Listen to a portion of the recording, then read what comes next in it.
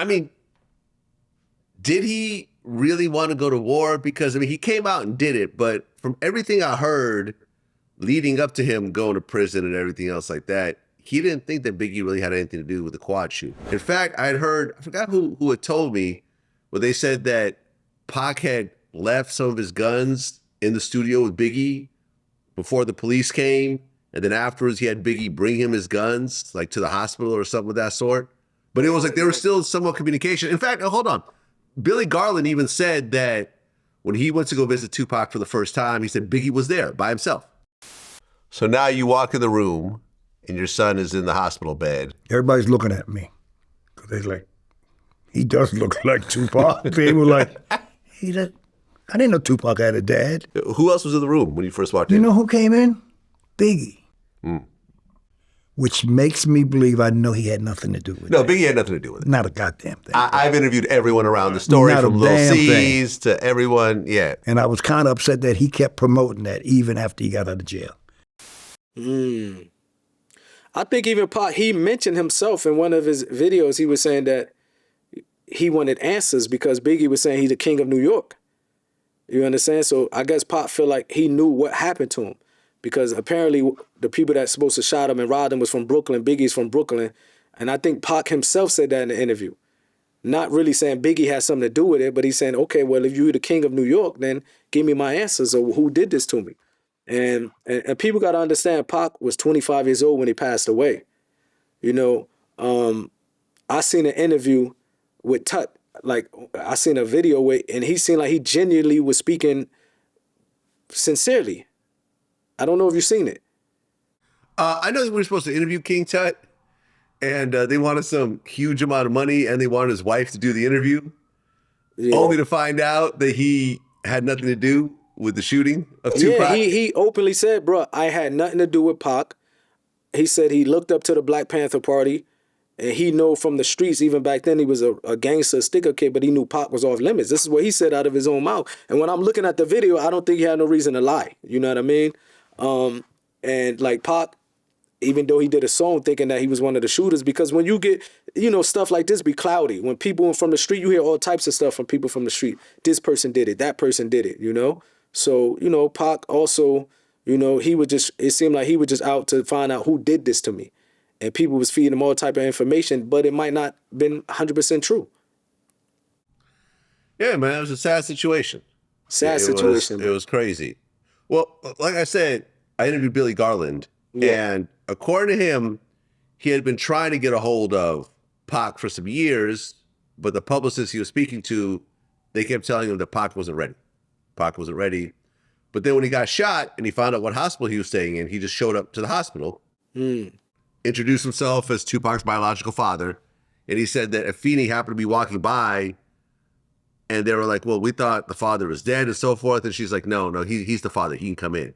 So he met, you know, Pac for the first time in the hospital. I knew that. Yeah. Did you see the interaction between Pac and his father? You know, the father, I believe he came to Jasmine, not I believe, he did come to Jasmine Guy apartment a few times. But I never was focusing on how they interacted with each other, because Pac was recovering. Most of the time, the apartment was crowded with so many different people, you know. But he was around when Pac got, when he was, trying to heal, and but I never really paid attention to how they interacted with each other. I mean, the story behind Pac and his father is really kind of crazy, because I don't know if you heard the whole story, but Afeni was married to this Black Panther leader. She was his second wife, because it was a polygamous situation. They all got locked up during the Panther 21 trial. She gets out and she starts sleeping with Billy Garland and this other guy named Legs, this drug dealer. She gets pregnant. She lists the father as deceased. And depending on who you talk to, you kind of don't really know what's happening, because Billy said that he played with Tupac when he was like young, but she apparently told Pac that his dad was Legs. Then the father, Legs died in prison, which is why the whole line about, my father passed, I didn't cry, because he thought his father really was dead. And then he finds out his real dad is Billy later on, and so forth. I mean, At the point that Pac got reunited with his real dad, did you talk to him about that at all or no? We never talked to her about that. You know, first of all, with Fanny, I think she was an honorable person. His mom's. You know, like, you know, I know he knows her longer than any of us, and he have a right to have his opinion about her. But as a woman, I seen nothing but a real respectful woman, the way she carried herself, honorable. So even talking about who she slept with and all that, I don't even feel comfortable discussing that. You know what I mean? Yeah. But I do know the type of woman that I know of her. She was a real strong, honorable woman. You know what I mean? Because I did see some of the interviews where he said what he had to say about it. Even that's his rights. I can't get involved in that either because they was together before. You know what I mean? And apparently they do have a child together. And sometimes when there's separation and the divorces, it can be ugly sometimes. You know, both parties have their own opinion and things like that. You know what I mean? Where it's a sad situation to be able to be raised. You know, I wasn't raised with no parents. So to be able to think that your father was this and that, it can be sad. You know what I mean? Well, you were in the hospital with Pac as he was, you know, having his last few days. Afeni chose to take him off life support. You know, he had lost a finger. I think he had lost one of his lungs and so forth, because essentially he wouldn't be the same Tupac afterwards. And I remember Billy Garland also said the same thing. He wishes that Afeni had not taken him off life support.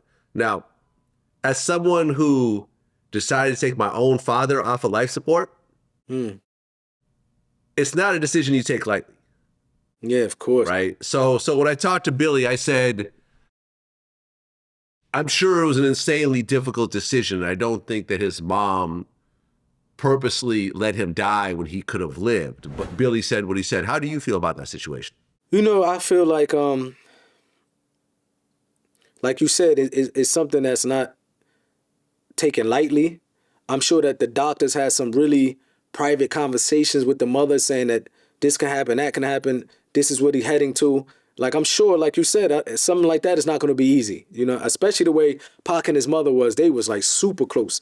You know what I mean? They loved each other. Like, I never seen a mother and son relationship like that, the way Pac was with his mother. They had a very strong relationship. So I'm sure it was something that was difficult for her. And she probably felt that was the best decision for Pac. You understand? And now that I'm older and, you know, everything, Islamically, that's not permissible. Now I'm a Muslim now, so that's different. You know, and Islamically, we just allow the person to go when God take his soul. You know, it's not allowed to inject anything or try to help him and stuff like that to help the person, you know, meet his destination or take his soul earlier. Like some people, they have these things. What is it called? Euthanasia. And these things were, and now from an Islamic point of view, it's not allowed. But to go and speak about a mother who done it, I'm sure she had her reasons. You know, I'm sure she had her reason because I have kids myself, and I don't think no parent would just openly want to just, you know, pull the plug on their kid. So I'm sure the doctor might have had some conversation that it was between her and the doctor, that she felt like that was the right thing for her at that particular time. I felt she made that decision. But she do like how you did with your father. You feel like that was the best thing for you and your father. You know what I mean? Well, best for your father, I mean.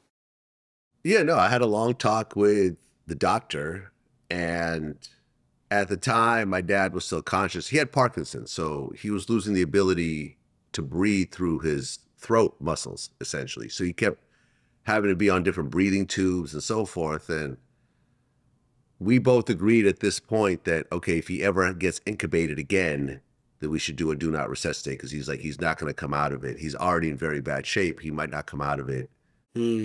Barely there. And listen, this is something I still feel bad about today. Like, should I have not signed that form and maybe given him an extra month or something? Or he wasn't going to recover, but could he have had a little more life? So yeah, when I hear people saying, oh, she took him off life support too early, I feel it's people that haven't really gone through that type of decision before. Yeah. And honestly, I think, like, as a father, it's probably easier than dealing with a child. Because at least with my father, that's the natural state of things. I'm supposed to bury my father. You're not supposed to bury your kid. Yeah, it's difficult, you know, when you bury your kid. So it's probably even more difficult for her to actually do that. Yeah, bro, I know it was difficult for her. You know, I can imagine, I can imagine.